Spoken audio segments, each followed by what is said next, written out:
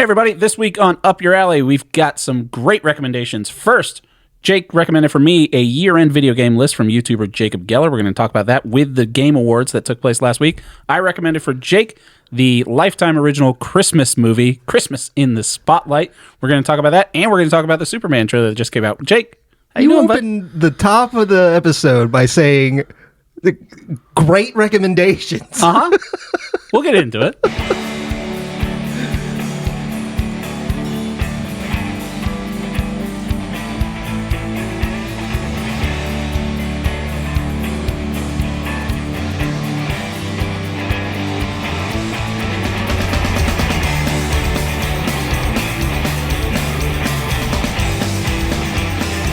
A great recommendation doesn't necessarily have to mean the thing I recommended was great in quality, but the fact that it was recommended is that's great. That's great. We kept the premise of the podcast going. Everybody, welcome to Up Your Alley. If it's your first time here, my name is Taylor Edgar. With me, as always, is my best friend, Jake Baggett. Say hi, Jake. Hey, buddy. It's a show where we recommend things to each other, and then we come back the next week to talk about them and rate them on a scale of 1 to 3 based on how much it is up our individual alleys. This week, like we said, Jake recommended that I watch a YouTuber, Jacob Geller, specifically his year-end video game list. I went a little more in-depth on that, like I always do with your YouTube recs. Oh, yeah. And I had Jake watch the movie, Christmas in the... You probably could have written it. The movie Christmas in the Spotlight, a feel-good holiday movie. I don't know if anybody written it. It could have just been an AI fever dream. I'm pretty sure it was just a guy sitting down and he's like, and just like do shit on the screen, please. Yeah, exactly. It could have very well been a ChatGPT script of like, make it so it's kind of like Taylor Swift. It's like when you tell ChatGPT... Give me a song that sounds something like Taylor Swift's song. Right, where it's like, you can't tell ChatGPT to make you a picture of Super Mario, but you could say, give me an Italian video game plumber, and it's like, okay, like I kind of know what you're hinting at. AI is just going to make knockoff stuff for us. Is going to make or has been making. That's all it does make. That's true. It's called Christmas in the Spotlight, and a lot of people worked hard on it, and it's fine. So we're going to talk about that. There's a lot of assumptions there. Yeah.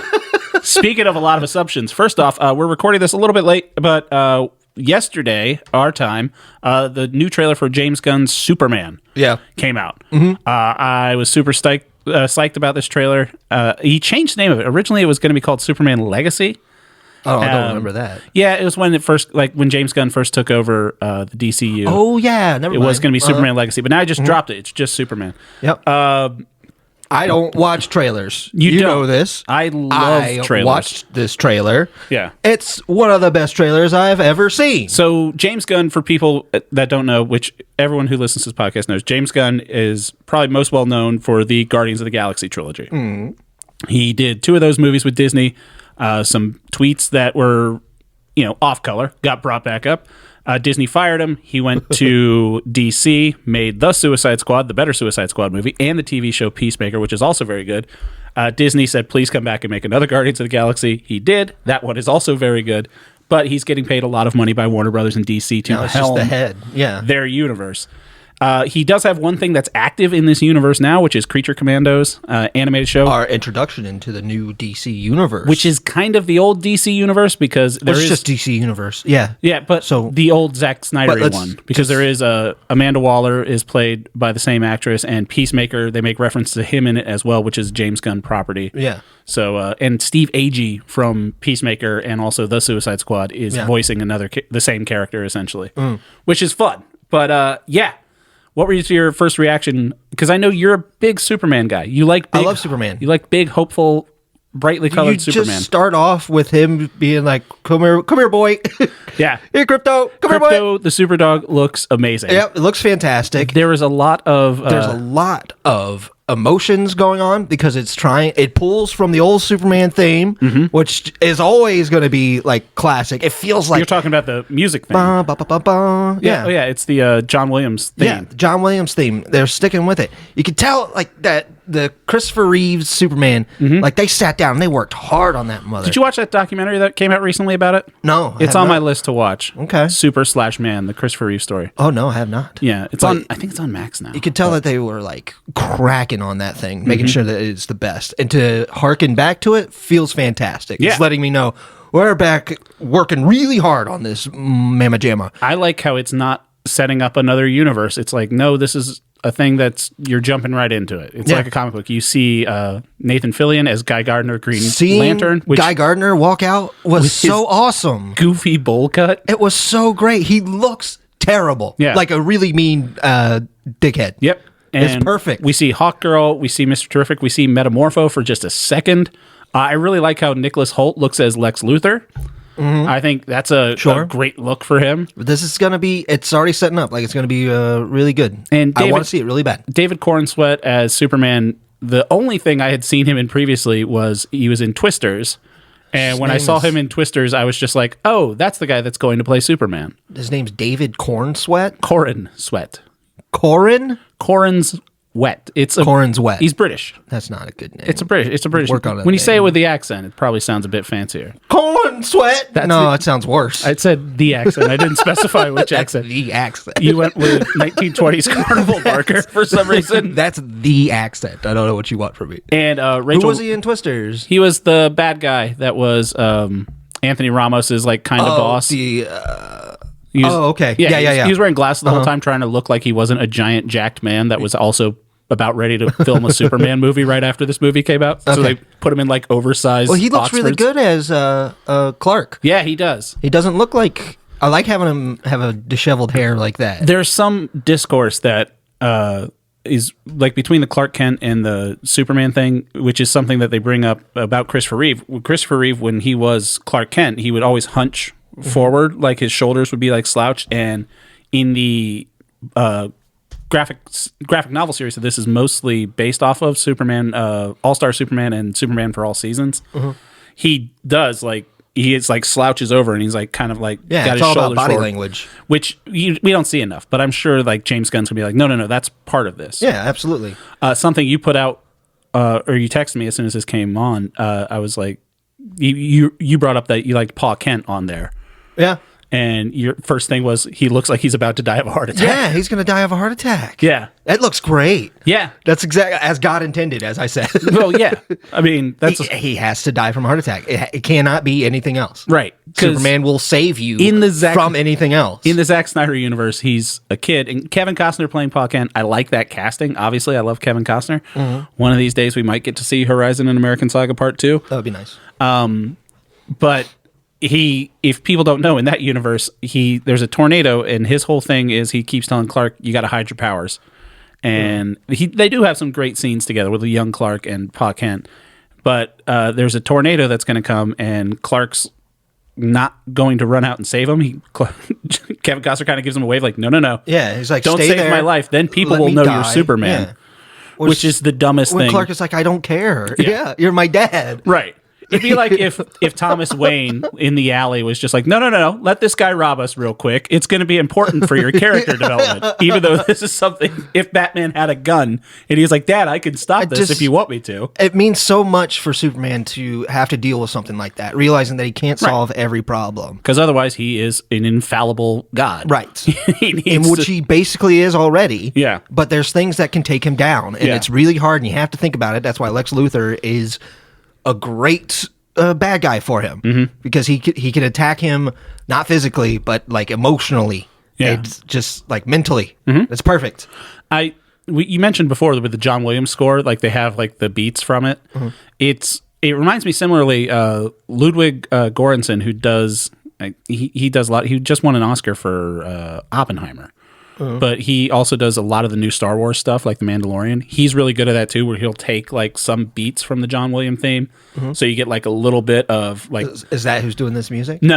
I don't know off the top of my head who's doing this music, but he does that same kind of thing where he's like, it's a throwback to what it was. Sounds like it's going to make me more mad. I hope there's a way to make me happy with it, and there's a way to make me mad. If you slow down the Ghostbusters theme, I'm like, this is dumb. Well, yes. If you're bringing out emotions, then you just have Superman. I Want a New Drug by Huey Lewis in the News. Because it's the same song. What? The Ghostbusters theme song is I Want a New Drug by Huey Lewis in the News. Really? I think Huey Lewis in the News stole it. No. There was a lawsuit involved. All right. It was a real under pressure Ice Baby situation for a little bit. Is Huey Lewis considered yacht rock? Yeah, I think so. He's later yacht rock. See what I mean? These are the burning questions you should have brought up in episode 102, the yacht rock one. But I'm curious how far they're pushing this, because I'm like, are they going to bring back?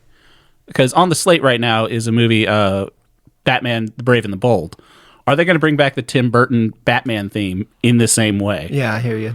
It'd be kind of cool. They played it a little bit in The Flash. You can only go through the welts every so often. Well, if he's harkening back to like, this is iconic for this character, yeah, I don't see why when you it's wouldn't saying do it. like I want to go back to this style of Superman. That was Danny Elfman that did that theme, and it's like Danny Elfman's up there on the Mount Rushmore of film composers, probably with John Williams. Yeah, if they want to say, because that's what I was getting was like we're going back to that style of Superman, that Christopher Reeve style, the very caring and very cool. Mm-hmm. You kind of like want to talk to him. No offense to the hunk Henry Cavill. Mm-hmm. He looks great as a Superman, and I think he's a cool dude. No, he's filming. He's going to do a Warhammer. I don't think Superman was that good. He does look like a Warhammer, though. I mean, he loves Warhammer. Yeah, he's filming that movie. Yeah, he was good as a Witcher too. I like Henry Cavill, but I think it's good. I'm curious. I think we'll talk about this because next week, for everybody listening, later this afternoon for me and Jake, we're going to do our preview for what's coming ahead in 2025. And this is probably up there for me if I had to pick one movie I had to see next year. Yeah, this is definitely a top movie for me next year. It's a toss-up. There's this and also the Fantastic Four is coming up. But right now, since I've seen really nothing from Fantastic Four, this is Fantastic Four number one with a bullet. Yeah. I think Fantastic Four is going to be missable. Yeah.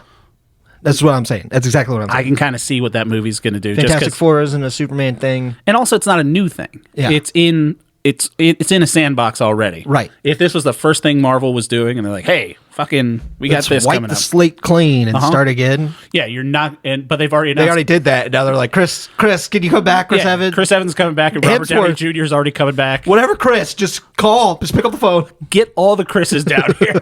But yeah, you're absolutely right with the Superman thing. It's like, oh, this is fucking new and exciting. Yeah, I think it's great, and it's harkening back. It's letting you know, hey, remember that Superman that you really like? Mm-hmm. We remember him too, and that stuff feels great. What a nice early Christmas present for all of us. I was having a great time watching that. Good job, trailer. James Gunn. I'm happy I decided to watch that trailer. Love a trailer. All of his trailers are good. That first Guardians of the Galaxy trailer that plays "Hooked on a Feeling" by Blue Swede, and they're all just getting arrested, and it like introduces you to Groot and Rocket. I was like, if you don't know, I remember when that came out, people asking me as like their de facto person that knows more about comic books than they do, because that Guardians of the Galaxy was the first big swing where it's like 98% of these people don't know who these people are. Right. Like, you don't, and now things like Groot and Rocket Raccoon, they're household names. They're both in the Marvel rivals. Yeah. Like everyone knows who these characters are now.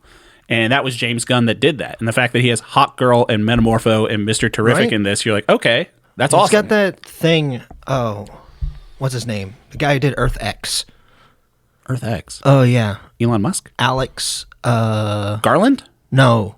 Oh, a comic book artist who's really good. Oh, Alex Ross? Alex Ross. Yeah. He did Earth X because he was like, there's a lot of cool DC characters that I want to draw that nobody's given me any type of work with. There's a big fuck-off monster in this, too. I'm just like, oh, awesome. All this stuff sounds great. And there's a big shiny ball in the sky, and Superman and Lois are looking at him like, what the? This is awesome. This is the kind of Superman stuff. Fun, cute Superman and Lois Lane moment where they're dancing, flying. Love Rachel Brosnahan. She's a perfect choice for this. This is going to be great. Have you seen Marvelous Miss Maisel? No. She's that in a nutshell. She's Lois Lane. She's got this spunky 50s attitude. Well, that show's set in the 50s. Yeah. Or 60s, whatever. It's set in Mad Men times.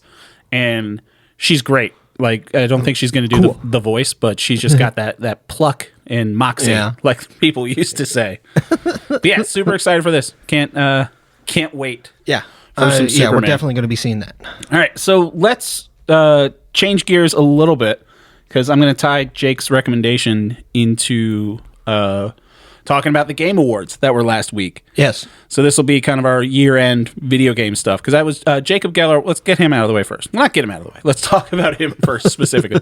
Because how'd you find out about him? Because I am shocked with how many the YouTube algorithms that I am in, and I'm getting sucked into a new one right now that's getting deep and taking over my algorithm, and it's all because I got those tools for Christmas.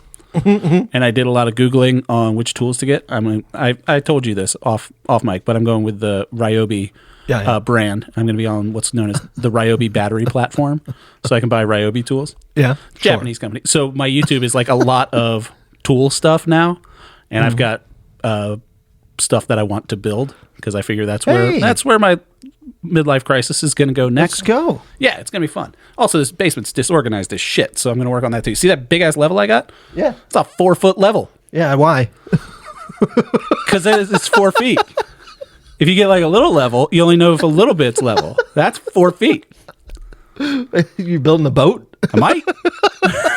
You don't know my life. I don't know your life. Probably could with those fine Ryobi tools. I don't have a miter saw though. And then Facebook Marketplace keeps popping me up trying to sell me a miter saw.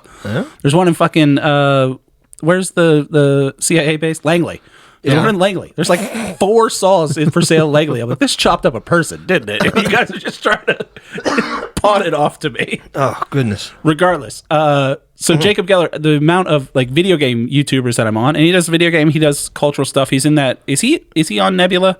Yes. So he's in the Nebula. Co-creator of Nebula. I was going to say the Nebula bubble. Nebula. But he's in the Nebula. That's actually what it is. I said Nebula. Nebula. So he's a new one that you've introduced me to, like you did Lindsay Ellis and FD Signifier. Yeah, that style. Yeah. This guy, it comes from, like, I didn't show you Errant Signal, but he was probably the first one. He is the guy who introduced me to Anatomy, the video game. Yeah. And from there, I just kept watching more of his videos because I like these types of deep dives into how these games are made and what they mean. Mm-hmm. And after that, my algorithm just got me Jacob Geller. Yeah. And then from there, just started watching a whole bunch of them. I thought that this would be a good introduction for you because Jacob likes the style of games that I do as well. Oh, yeah. I got that vibe. So I was like, this is a great little place to platform because, of course, you're going to go back and look into all the other stuff that he's into, that he's made. But this is something where you could tell this is where he's coming from when he thinks about video games and talks about them. Yeah, it's a good, it is definitely a good jumping off point. I mean, and wrap-up shows are like that. That's why everyone should. He inspired me because at the end, in this video, after every year-end video that he makes, he does a list of all the games that he's ran credits on. Yeah. And so I got a journal. You got me a journal for my birthday. And I'm using that for movies. I bought another one. I would use that for games. Oh, nice. Yeah. That's a good idea. Yeah, I noticed that. So he has a crawl of all the games that I think he said that he rolled credits on this year. He had Max Payne on there. Yeah, he beat Max Payne 1 and 2. Yeah, and I was like, oh, Jake made me play Max Payne this year. I rolled credits on it because I used cheat codes and skipped through the credits. I went to level select because there's a level of that where there's baby crying and there's an invisible bridge, and I wanted to throw myself off a bridge. It was the worst part of that game. It is a really hard part. So yeah, so he did his breakdown, and I guess we'll kind of he as a YouTuber, that's a 3. He's a subscribe. Hell yeah. Like I'll follow this guy up. Yeah, he's one of the best. For sure. Impressively manicured beard. It's insane how wet his mouth looks because of his beard. Because of his beard. He shaves his beard for charity, and when it's gone, you're like, that's a normal I'm just looking face. face. The line on the when cheeks it comes is in, straight across. Like that's manicured. You could tell. Sure. He has a level. He has a big 4-foot level. Take a 4-foot level on that bad boy. Actually, I have a 6-inch level too that you could probably just do that little bit of the beard. But it's cool. He's the first vibe I got from him because he's got the big beard. He's got long black hair. When I first saw him, I was just like, he looks like his Wario would be Billy Mitchell. You know what I mean? No. Like Billy Mitchell looks like an evil version of him, or he looks like a nice version He's taller, he's fatter, he's more energetic. Right. Like Billy Mitchell, or Waluigi would be better for Billy Mitchell. Yeah. Like he's the evil version of Jacob Geller being the good version of that. Yeah. A lot of good Luigis running around right now. We don't have to talk about it. Yeah, you see Billy Mitchell lost his lawsuit again? Carl Jobs just put out just a watched video. that today. Yeah, I watched it today too. Fuck Billy that Mitchell. guy. Who was I thinking of?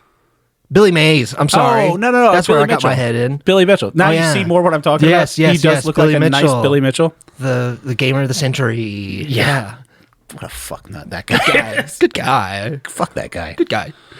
It amazes me how he's still like, I'm the best speedrunner. Like, you haven't been relevant in this field. It's insane. For decades. Because it's like... It's psychopathic is what it is. It's like, dude, you need to... Like, did you watch the new Summoning Salt? Yes. So Summoning Salt, great YouTube channel as well. He does speedrun breakdowns. And I was just like, I watched that, and then I watched the Billy Mitchell stuff, and I'm like, dude, you're still at it? Like, look at these fucking kids. Like, if any one of these kids gave a shit about Donkey Kong, they high could score demolish you speed. in a heartbeat. Like that 13-year-old kid that beat Tetris. It's like, shut up, Billy Mitchell. All I did was get the kill screen. Yeah, but that's beating it. Yeah. But I'm saying, like, kids can do that. Yeah. Yeah. I just don't. Fucking Billy Mitchell. I just think it's very wild that he's doubling down constantly. Yeah, he's a dick. Even though his name was pulled, but it wasn't really pulled. But then it was also to care that much. It's like, that's his only brand. Is it profitable being Billy? I guess if you just spend your whole life and that becomes your whole identity. Yeah. Yeah, I do feel bad for him. Yeah. You're based your identity on a lie, and now you can't say, no, yeah, you guys caught me. Like, where do you go from there? You know? You could do, who's the guy that wrote Million Little Pieces? You remember that guy? James Frey. Yeah. Why do I know that name? I don't know. Why do I know the name of the book? That's crazy. Between the two of us, we would be good on Pop Culture Jeopardy. Hosted by Colin Jost on Amazon Prime. Not a sponsor, but they could be. But yeah, he kind of copped up to it and came out the other side. Doing okay. Another guy, Steve Ranazizi. Do you know him? He's a comic, and he told a story on a podcast once that he basically said he was in 9/11. Like, he was in the towers. Oh, you're talking about the guy from the League? Yeah, from the League. Yeah. Yeah, and then... No, he did come out unscathed from that. But no, I'm just saying the way he came up to it was like, yeah, that was... Yeah, owning up to it owning up and facing the consequences. It's nice, but yeah. No, everyone wasn't like, great, let's put you back on TV. But I'm just saying that's the way you handle it. Yeah. Instead of just doubling down like a fuck Absolutely. Yeah. Because now when I think about Steve Ranazizi, I think about those lies, but I'm also like, this dude's a fucking psychopath. It's whatever. I don't know. I've never had to be in that situation. So yeah, Jacob Geller. Yeah, he's a good dude. For all I know. Yes, threes. Yes, threes. The other videos that I watched of his, I watched his top 10 from last year as well, just to kind of like get context. Yeah, his game of the year last year was out in Lake 2, baby. He has one on. It's called Art for No One. It's about a city that's in like the middle of the fucking desert. I love it. I want to go to see City real bad. Yeah, it's just called City. It's an art installation, but it's like... it's in Nevada. It's at an undisclosed location. Right. The only reason you're allowed to go is because the government gave him a grant to build it. Yeah. And they're like, we have to see some money out of this. We gave you so much. And he's like, fine. We'll allow a certain amount of people from a lottery in every year. Yeah, it's interesting. There's a guy that does like a weird thing like that. It's an ultra marathon in like the mountains of Tennessee, and he only lets like 100 people do it every year, and most people quit because it's over like 5 days. You have to run a marathon in a row through the mountains. Yeah, he's an insane person, but it's that kind of thing where it's like, no, this is what I do. This is my thing, and he has like a cult following, and like that's the kind of vibe I got from this city. Yeah, concrete city really in the middle of the desert sort of thing. But yeah, interesting videos. He's definitely someone that I'll pop on. I'll second screen some of his long form stuff because it's 40, 50 minutes and stuff. Yeah. Because a lot of his stuff is fantastic. Yep. Can't argue with that. So let's... his video on sunrises for video games are really cool. I have to check that one out. What's and the one that's called, I think it's called like A Bright and Brilliant Light. The one that I was interested to was he has one that... one of his more recent ones... games that hide their own sequels, where he talks a lot about games, and he says one of these isn't real because he doesn't want to spoil it, and I didn't want to look up which one of those wasn't real. And then he did one about the game Spec Ops: The Line, which I had no frame of reference for, but apparently it's like infamous in video game culture. It's an amazing game. Yeah, because it's something that most military shooters, you go through just like, these are the bad guys, and you're doing it. And then this one, it's like, these are the bad guys, so you're killing them, and you're like, looking around, you're like, they're just trying to survive. And then you're like, I'm the bad guy. Right. and then it starts slowly changing into that perspective. Yeah. And it's just but well done. It's a very good game. He's a type of video maker, and even if you don't know, like, because I know about video games, obviously, I've never heard anyone talk about Spec Ops: The Line, to my knowledge. Yeah. I remember playing that. It was free on PlayStation Plus way back when, PlayStation 3 days, I believe. Jesus. But it's one of those things where there's a lot of discourse about it in the video game community, but as someone that's an outsider to that discourse, he does a good job of bringing you in. He's like, this is why people are talking about Errant Signal has another good video on Spec Ops: The Line. Oh, yeah? I think he even brings that up in the video, but yeah. Probably, yeah. Errant Signal is another guy who really likes looking into video games like this. Yeah, it's definitely I great. highly recommend it to him as well. So let's go down his list and kind of... talk about it where we agree, where we disagree, and also it'll play into us talking about the Game Awards, which were last week. Let's. Any major thoughts from the game? This was the first Game Awards I watched live from start to finish. I watched it last year and this year. And this year is 10 times better than what it was last year. So the main guy from the Game Awards, Jeff Keighley, he's an interesting character. Jeff is hilarious. It's like, so if people don't know, the Game Awards were put on by this guy, Jeff Keighley. There's no governing body for video games. He just kind of saw a hole in the market and took it, from my understanding. Kind of, I guess. He was involved in G4 beforehand. Yeah. I think so, which was a video game He was channel. on Judgment Day. He was on Electric Playground. Right. So it's just like if the Grammys... No, he wasn't on Judgment Day. Don't come at me. That was that other guy. No one's coming at you.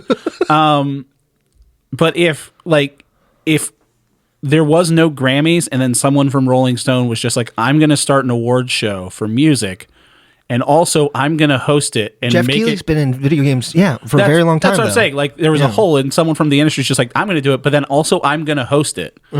And make it kind of my show. Yeah. Which is awesome. Like, it's friggin' great. It's because every year it's like, Jeff, you have to prove that you love video games. Because every year it's like, this is just commercials. This is just you hanging out with Hollywood celebrities. It is just commercials. And it's like, you need to show that you have an appreciation for the industry. That's what every year of criticism is. You could tell that everybody paid you to show their product. Keep listening. I'm listening. And he uses that money so that he can get Hollywood people that he enjoys to come up and rub shoulders with him. And then you're like, you're not a part of this industry. You don't really care about it. And then this year he was like, no, I care about it. Because I keep hearing your back push, but like last year it's like, what? This is Doritos. He's like, and if you type in DoorDash right now, you get 15% off your DoorDash order. That was like all of last year. It was a bunch of products that it's not gaming. This one was like basically 98% video games. Wait. Did you think I was going to be critical about the guy that came up with a scheme to make himself famous and get to hang out with famous people and get paid money to do that? I don't see it as a scheme anymore. I see it as a scheme, and I see it as one of the greatest achievements in humankind. I think this is fantastic. It's great what he's doing. But I'm just saying, I would not have any pushback if it was a scheme. I text you during it, there was a thing, it's like, if you want to win this Lenovo CX8000 laptop, some gaming laptop I wouldn't use, and I was kind of like live texting you during it, and I went onto that website, and the website crashed. And I was like, this is great.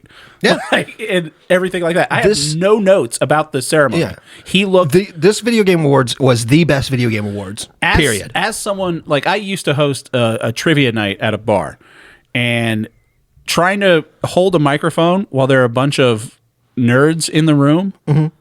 It's a tightrope that you got to walk. And he always looked like he was afraid something was going terribly wrong. Or it was like... It was like if there was they came after him last year, man. There was like an improv show going on, and he's like all faking his way through it. And he's like, "Okay, this isn't going great, but I'm just going to come back here." Yes, and. It's like, okay, all right. The pace is different. That's fine. This weird guy from Eastern Europe wants to show his new video game, and he cursed a whole lot, and his children are here for some reason. Oh, hell yeah, that's fine because that dude's great. Yeah, that guy is fantastic. But that's the best part of Jeff Keighley is that he definitely listened to everybody's critique about him, and he was like, like last time I was pretty mad when that guy came up and he just yelled a bunch of swears. He's like, this year, go for it. I'll just give him a minute to go up there and yell whatever he wants. It's fine. And then I will sit down and realize that I am, in the wrong here. Well, I texted you during the ceremony because Harrison Ford shows up. And as soon as that happened, I was just like, outstanding. Yeah. To me, I was like, this better be the only one. To me, I was like, good, cool. He was the only main one outside of the industry, except for 21 Pilots showed up.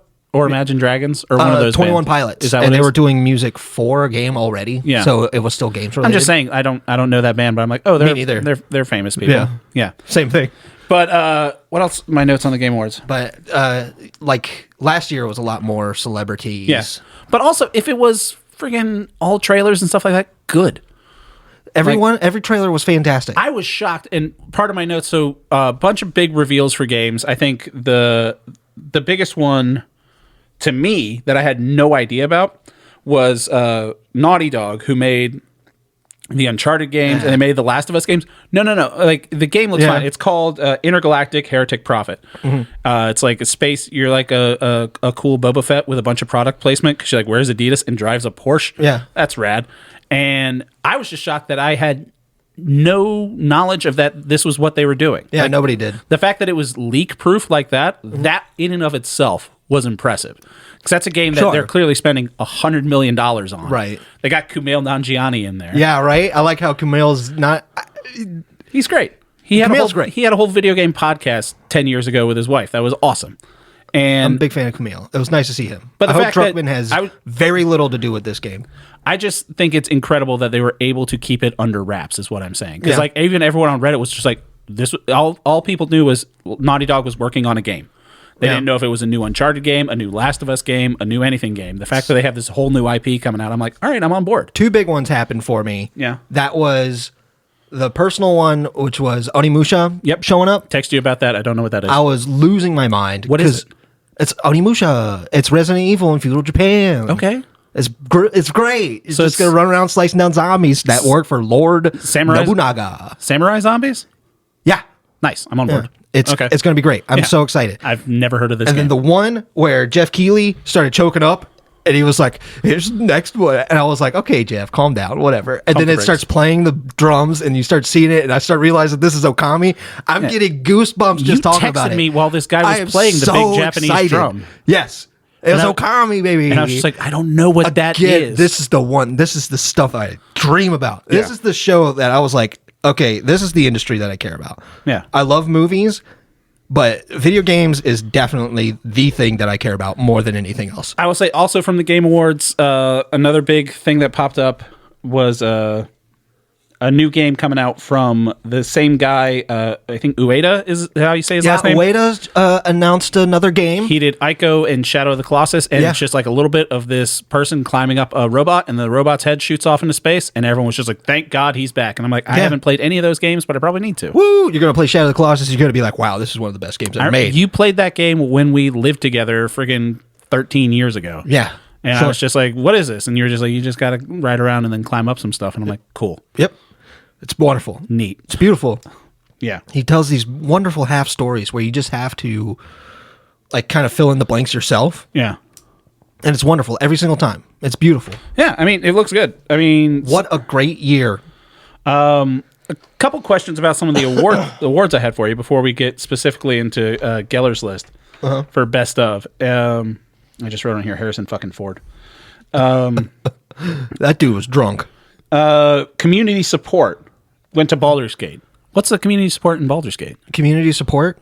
Yeah, is there like extra DLC for Baldur's Gate? I mean, it's that Larian and its community have been still working together to keep this game running, modded, and okay.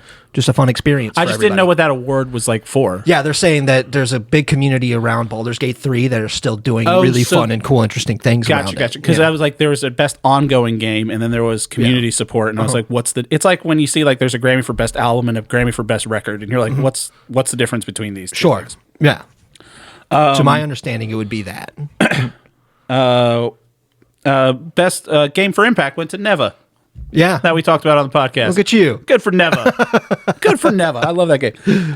Most anticipated game obviously went to Grand Theft Auto 6. Yeah. Best multiplayer went to Helldivers, which hell yeah. Good for them.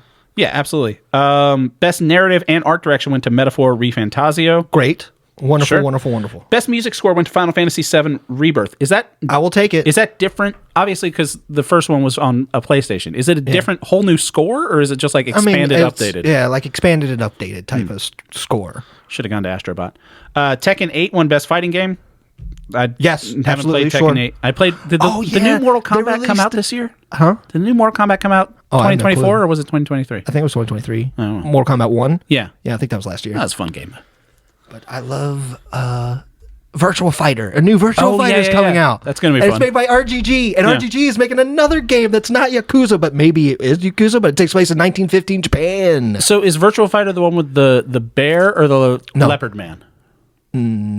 Neither. Tekken 8. That's both Tekken. That's Leopard Man? And Virtual Bear, Fighter... Kuma, and King are both Tekken. So who's the animal character in Virtual Fighter? You have... Because I remember first generation Virtual Fighter, there was some kind of animal man. The closest I would guess is the guy named Wolf, who is a a wrestler, and he goes, oh.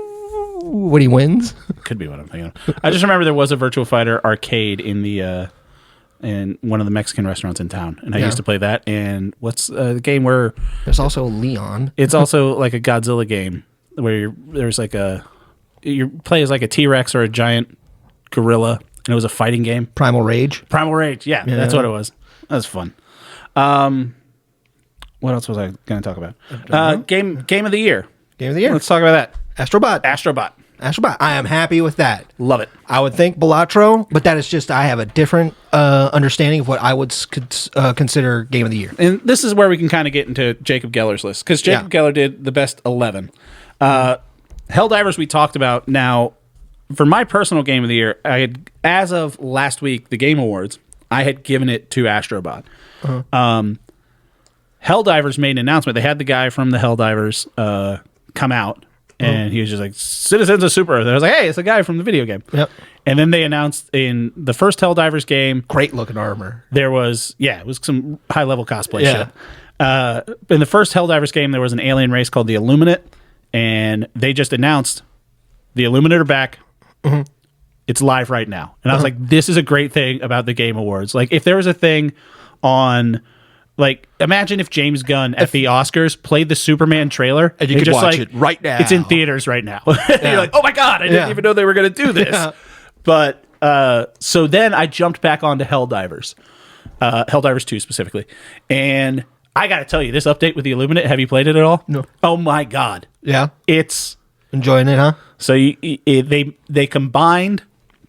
They took Helldivers 2, and instead of just adding another game, because you had the Starship Troopers side, which was fighting the bugs, and then you had the Terminator side, which was fighting the robots.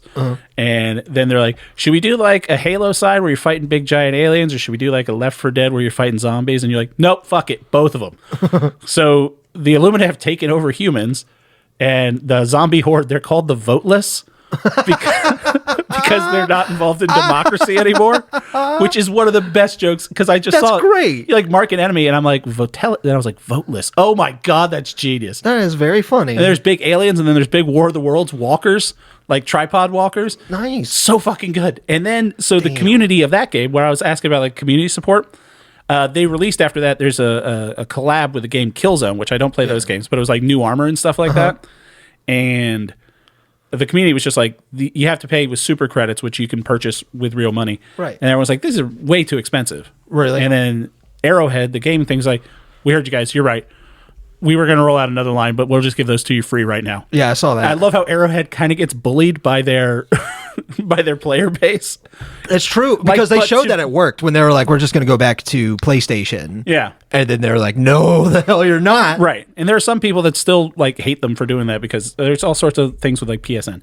So then I thought... Yeah, you have to have PSN account. They're like, right. Stop it. When I started playing that, and I played a couple rounds of fighting the Illuminate, I was just like, Helldivers might have just taken back Game of the Year. There you go. Because it looks so good. The explosions are so fun. The game is so pretty. And there's like... It's crazy. I think about the Robot Planet all the time, because it feels like Terminator, like you said. Space Vietnam? Yeah.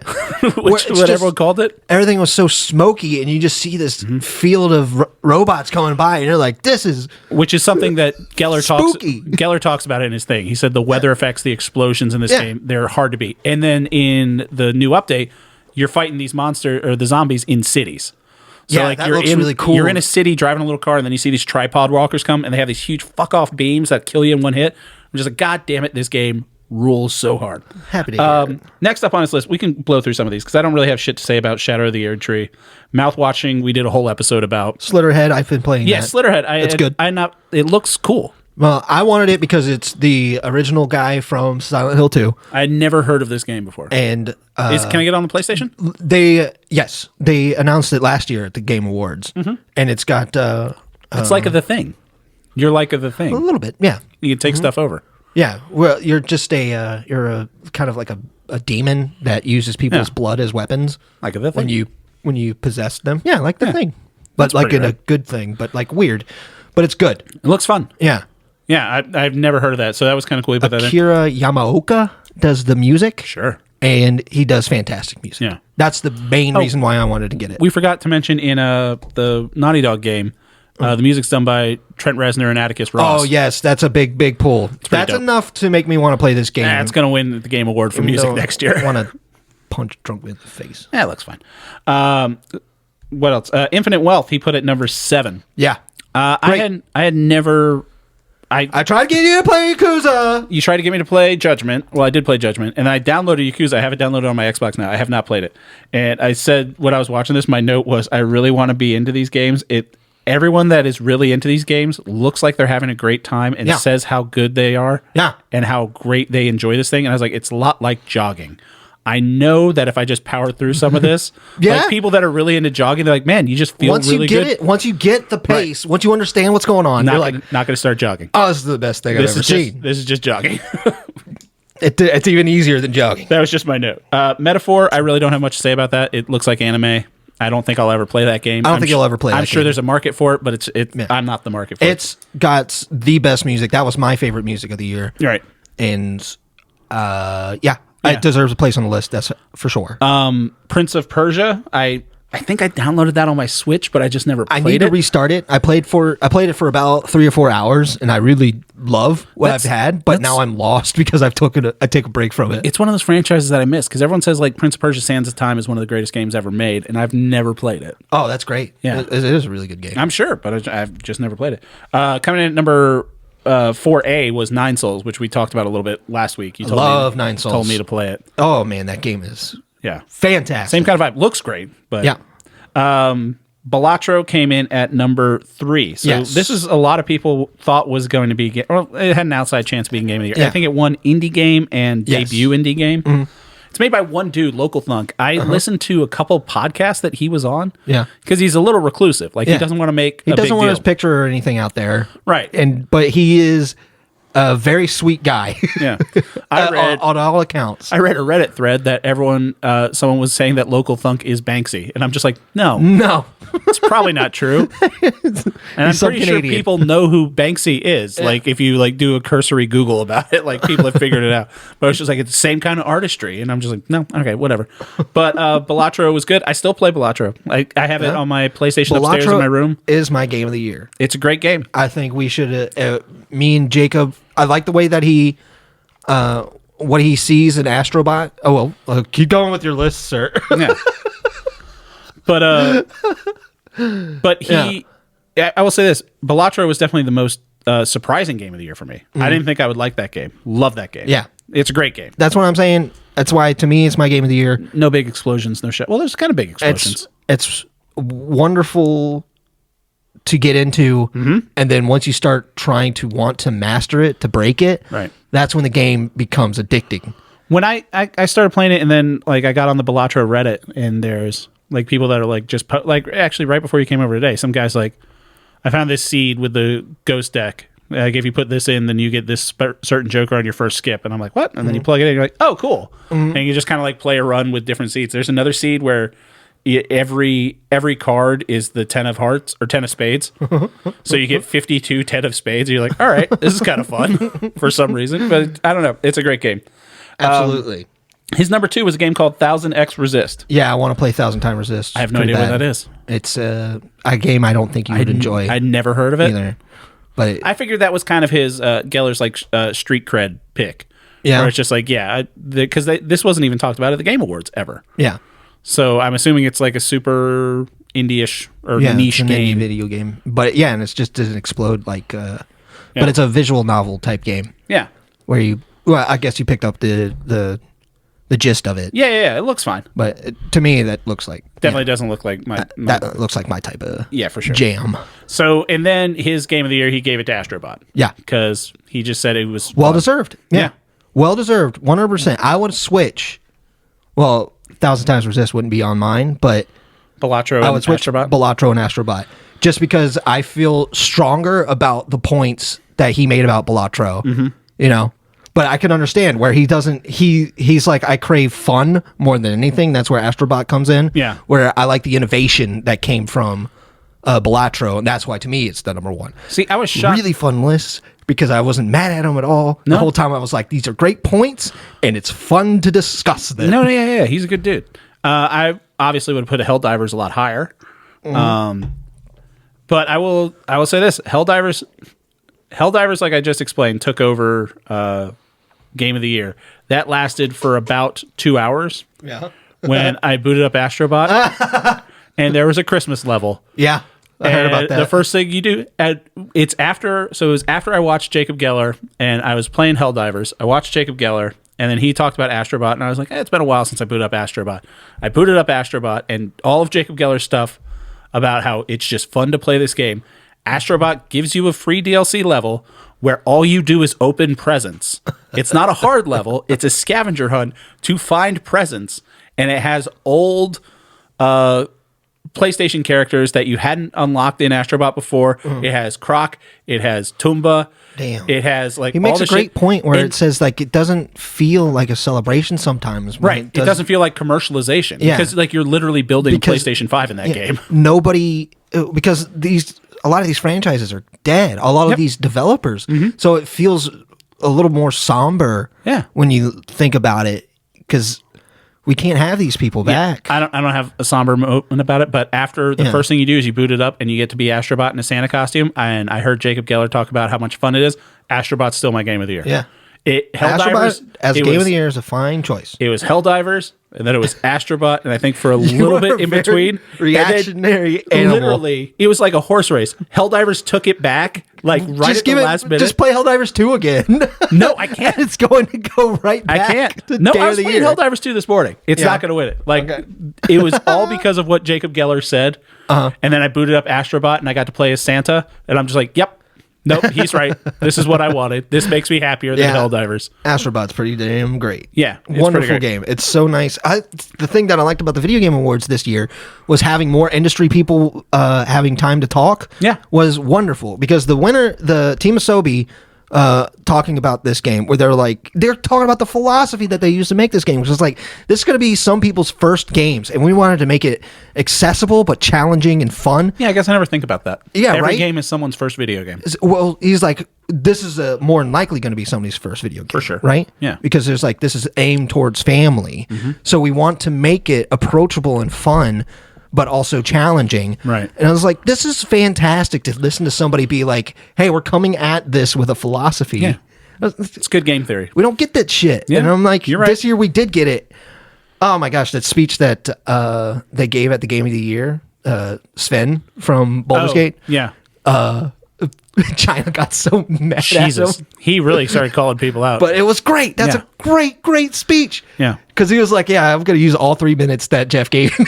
Did Black Myth Wukong win anything? I think it won like best action game. Best action game. But then action. But also Tencent is like big video game company, and they're the gotcha people. They're the you should spend $20 for a skin company. Yeah. And you have Sven up there. He's like, I can already see the Game of the Year next year, and it's going to be something that's not trying to nickel and dime you. It's going to be a game that's made by people that aren't laid off as soon as the game's done. Like, there was a lot of anti-industry shit in that. I kind of dug it. Because last year they did not talk about it at all. They're like, Jeff, you're a part of this industry, and you're not going to say a damn thing. It's like having the Oscars during the McCarthy hearings, where it's like, we're not going to talk about how everyone's treating this industry really shitty for what they're doing. Then Jeff came up with a fine compromise where he's like, we're going to do Game Changers, where we award somebody something they trying gave to it help with the layoffs. That dude. That guy got the biggest laugh out of me. Yeah. Because he comes up and he goes, no, you're beautiful.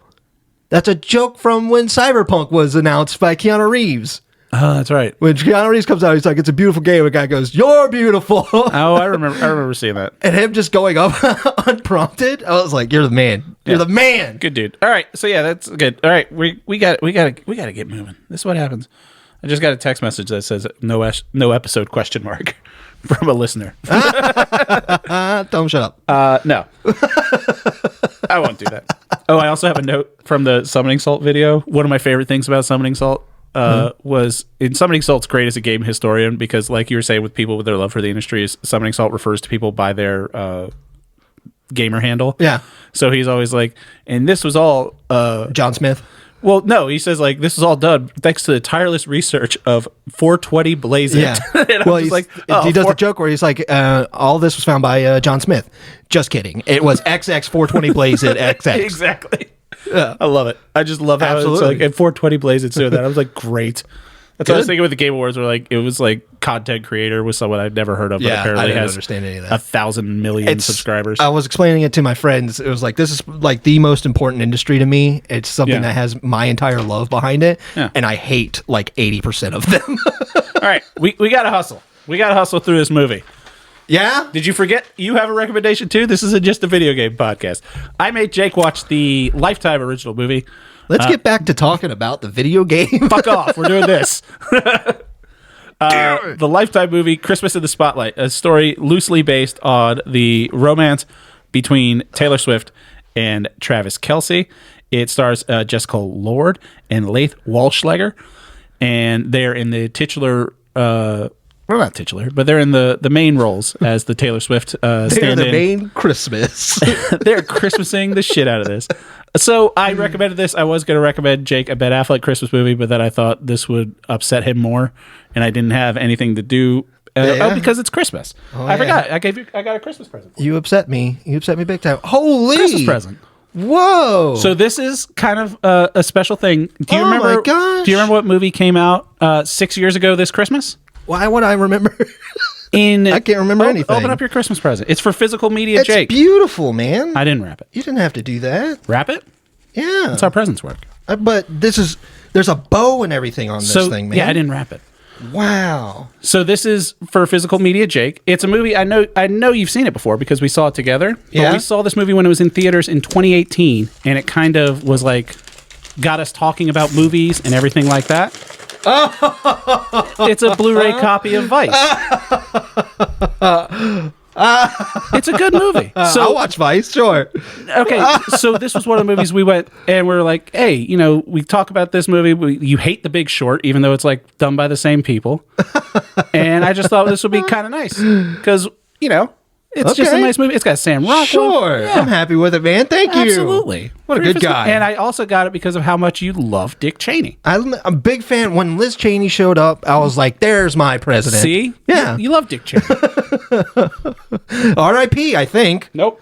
Damn it. Which is why I got you this second present. What the hell is this? Because you love Dick Cheney so much. Is this for real? Yep. Is this a book about Dick Cheney? This one was from you. It was this one was wrapped from you improperly. Because that's what makes me think this also goes you. on your bookshelf next to your copy of Vice on Blu-ray. I'm opening it. Do it. Dick Cheney in my time. Open it up, Jake. What do you mean open it up? Look at the first couple pages. Is it signed? Whoa! I hope you enjoy the book. Best wishes, Dick Cheney. It's an autographed copy of Dick Cheney's book. Oh, God. Now I got to read it. You don't have to read it. I'm absolutely going to be reading this. I just thought it'd be really funny to give you something. This is so good. That was once held and autographed by a war criminal. That is insane. Awesome, dude. So now people will see it on your shelf and be like, why do you have Dick Cheney's autobiography I would be like, oh, it's just a joke. And then they open it up and it's signed. So it's definitely from a bulk thing that he signed a bunch of them. Oh, absolutely. But I really was debating getting a blue pen and trying to like forge in that handwriting. Jake. And underneath that, like, love the pod. Something like that. This is beautiful. Love Dick Cheney. What a good guy. You're Thanks, welcome, buddy. It's the joy of Christmas. Now let's talk about this awesome Christmas movie. Christmas in the Spotlight is based off of Taylor Swift and Travis Kelce. Like we said, we could breeze through this because it's very silly. So I'm curious. Oh, you've got notes? Well, I don't have notes. What happened was while I was watching this, Your brain exploded. I was getting bored. Fair. Because this is a boring movie. Yes. And I just started... All 86 minutes of it. And I just started texting my friends in a group. The first thing that I said was, it's like high school theater, but even my plays had a B plot. So the point of this movie is Bowen Sykes, who is a pop star, but she's not very good at love, Jacob. She's always having trouble. She says she needs to stop dating indie rockers and movie stars. And then Drew Gonville plays for the Bay City Bombers, a fictional team in a fictional city, which is a weird choice to me because they bring up like LA. And it's like, why couldn't you just say they're from a real city? Why does it have to be Bay City? Which is kind of like, like fake cities in DC Comics. You know what I mean? It's like, oh, he's in Gotham or Metropolis, even though New York and Chicago exist in that universe as well. So he's kind of an amalgam. I'm sure you picked up on this. He's not really all Travis Kelce. He's kind of a mix-up of Travis Kelce and also Rob Gronkowski. The actor, Laith Walschlager, actually played Rob Gronkowski in American Crime Story, the Aaron Hernandez real-life thing. So that's kind of why you were getting those Rob Gronkowski vibes. I don't even know who that is. His older brother, Rob Golden-Gonville, is the starting quarterback on the team, which... As you know, Travis Kelce's older brother, Jason, also an NFL player, not a quarterback, and they didn't play on the same team. They didn't play on the same team. Yes. So Rob is kind of a mix-up of Travis Kelce, older brother Jason, and also Peyton Manning a little bit, being the older brother who's a star quarterback. You get all the subtext. You don't get any of this subtext. You don't even get text. No. I'm saying most people don't. You get this subtext because of how cleverly the movie was written and the comments that it had. It was barely written. Also, Drew as a wide receiver is a 9-time MVP with the record for longest yards. That's a thing they said. He holds the record for longest yards, which is an inaccurate thing to say because a yard is always a yard, but he holds the record for longest yards, which doesn't make any sense. And also, no wide receiver is ever going to be a 9-time MVP. That's fucking absurd. If there was an MVP, first of all, he's not old enough to have been in the league for 9 years. You'd have to do it for 9 years. At least. Yeah. And then the fact that some people don't know who he is, including Bowen's manager, who is a diehard fan of the Bombers, that's a plot point. When she sees this 9-time MVP, star of the team. Yeah, she's like, get out of here. No, it's just, she's like, Bowen's busy. Who was that? Yeah. It's like, I don't think you're a real fan of this team, lady. He's a 9-time MVP. I said, 15 minutes left, not one fucking football game. No, there was one. No, there wasn't one. It was kind of like shooting. It was on the TV. That doesn't count. Yeah. They were on the football field once for practice. They didn't have the budget. Yeah, they didn't have the budget. All the money they wanted to do this. They didn't have the budget. All the money went into these great songs. The other thing was the plot rectified itself outside of the scene. Yeah. Not only did the plot start outside of the scene. Well, the plot, first of all, go into the plot a little bit because I'm sure there is no plot. No, there is. It's a will they, won't they, but they will, and they do. There's no conflict. Yeah. Until somebody records Bowen, shithead ex-boyfriend, being sarcastic. My one gripe about that, if that was supposed to be Jake Gyllenhaal, that is very rude to Jake Gyllenhaal. How could you even parse that would be a Jake Gyllenhaal? How could you parse that it wasn't? I don't know, because I couldn't parse anything because there was nothing happening in this movie. You don't get the subtext. So, like, you see later on the news, they're like, new recordings. Right. And first of all, the news people that break the recording entertainment news are the same people that do the sports report. It's the same two people in the same outfit over the course of a football season. And you could hear her rolling her eyes in this thing. It was like, yes, I'm with him because I want that football money. Everyone takes it so seriously. And then he hears it and he's like, no. She just thinks I'm a dumb jock. Gets sad. Yeah, and then she's like, I didn't say that. And then he's like, it doesn't matter. It hurt my feelings anyway. And then later, another newscast where it's like, and the assistant that recorded this stuff, she quit and she released the rest of the audio showing that this thing was a farce. Oh, thank God. We almost had something happening. Done and dusted. Holy crap. There was almost conflict. Biggest Bowen thing. Biggest point of her character. Biggest thing. How bad of a name Bowen is? Bowen Sykes? Wants puzzles. She loves puzzles. Big puzzle girl. So her thing was she's always missing a piece. We're always trying to build this puzzle where it's, I don't need all the pieces to see the whole picture. Well, that's funny because last time we were having sex, I kind of shoved this up my butt for you. And it was the missing piece. Yeah, it's kind of weird that he hid that somehow. Yeah, he hid that. It's a real psychotic move. It's the whole movie is nothing. It's absolutely. I'll show you a picture. Oh, you Jesus. were going to. I couldn't breathe. You couldn't breathe? I gasped when I saw this damn bracelet. This really had some effect on you. This movie was terrible. So he gets he gets a Yeah, he gets a friendship bracelet. I'm gonna shine. Yes. And Yes. It's an unfortunate anagram. Yes, the letters that I have focused on here are N, I, G. Really hope it stops there. S. That doesn't help. S. Yeah.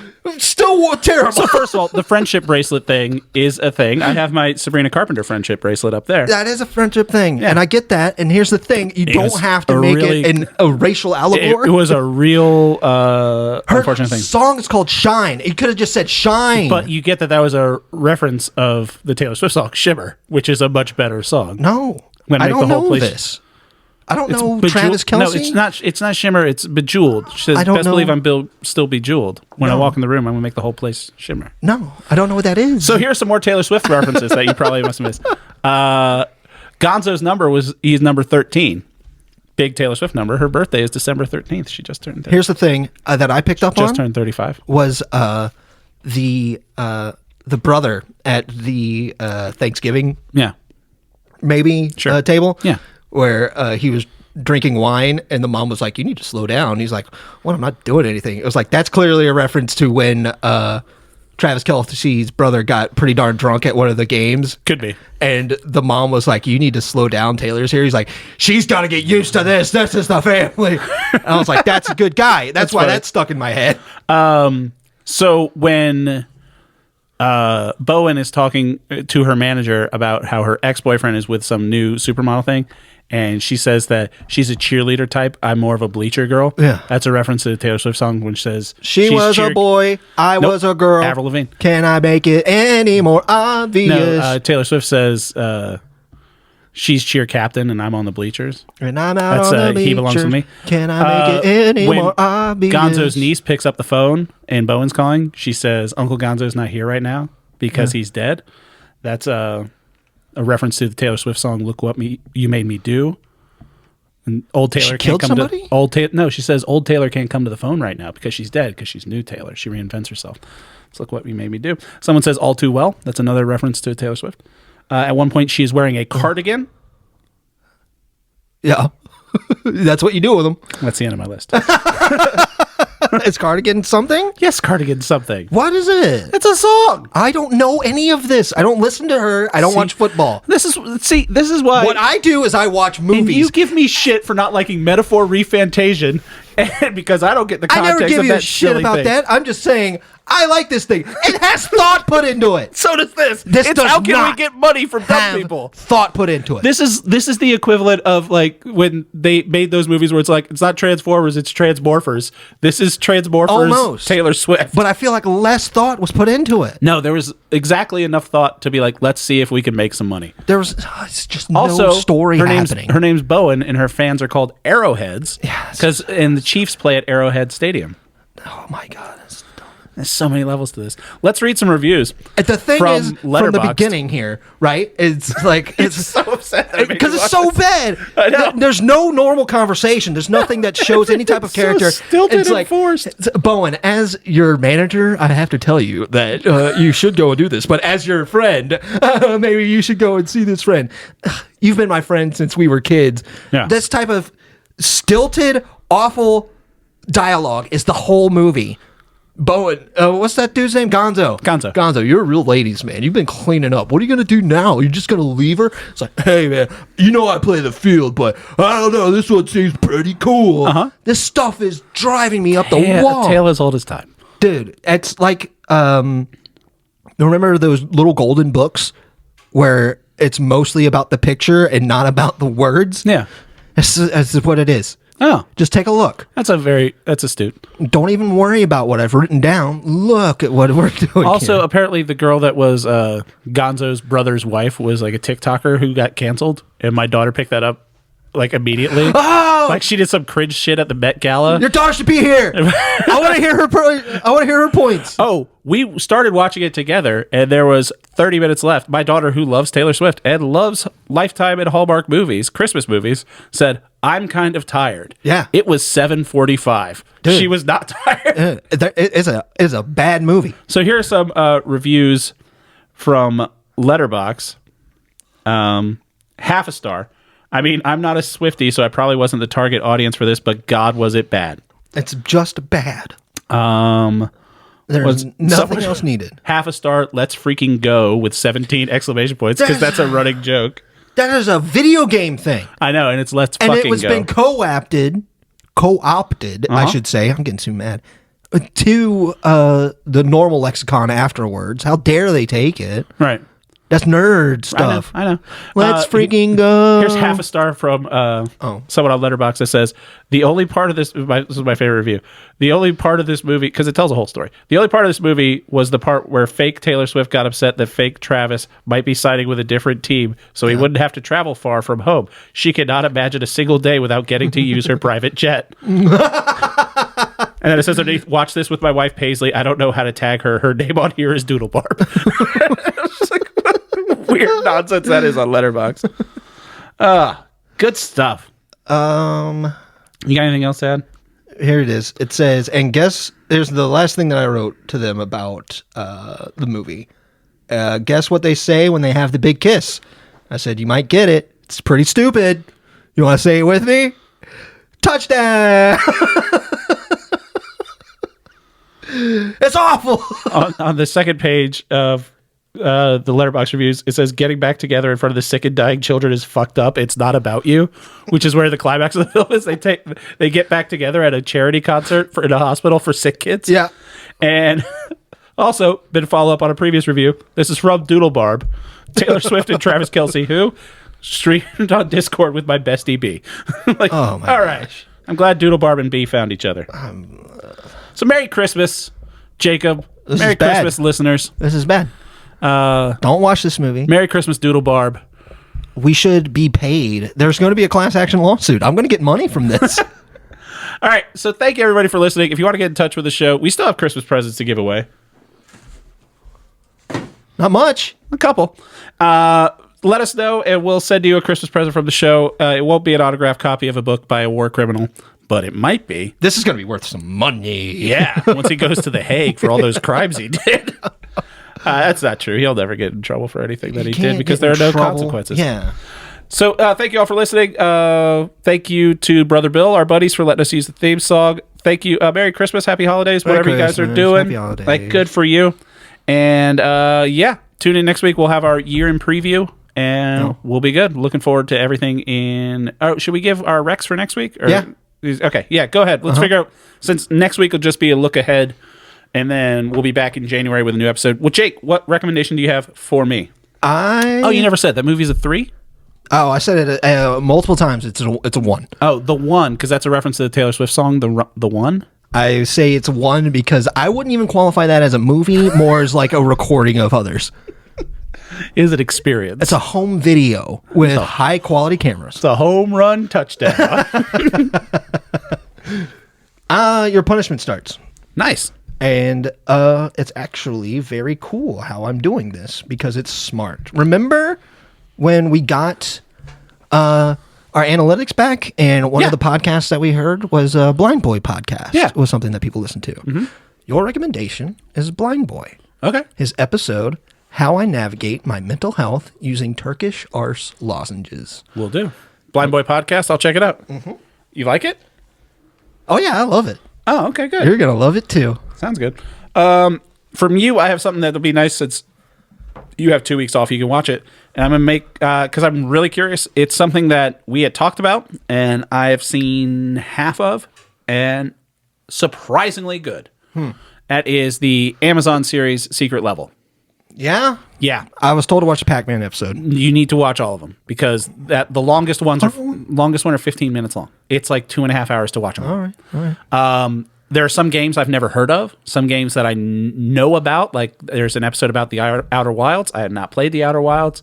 I know they announced Outer Wilds. You mean Outer Worlds? Outer Worlds. Mm-hmm. And I had not played that game, but you know people that worked on that game. You've played that game. Watch the thing from that. Fucking all in. Like, it looks like a fun universe to exist in. I don't know if I'm allowed to say that I've played Outer Worlds 2. No, but you played the first one. I've played the second one as well. Oh, really? I went up to their house and I was like, show me something secret. And he's like, here's some secret stuff you're not supposed to know about. Probably shouldn't put that on the podcast. But I probably shouldn't. Yeah. But I think it's okay because it's not real. It's real. But it's not real. Right, but it's fake. Yeah, but it's fake. Right. But I did it. Yeah. Let's freaking go. So yeah, watch that. It's good. There are some games that I want to talk about because I don't have no idea about this world. Games like Sifu. I love Sifu. Yeah, there's Sifu episode's great. I've never played that game. I really like that game. That game deserves much more accolades. Yeah. All right.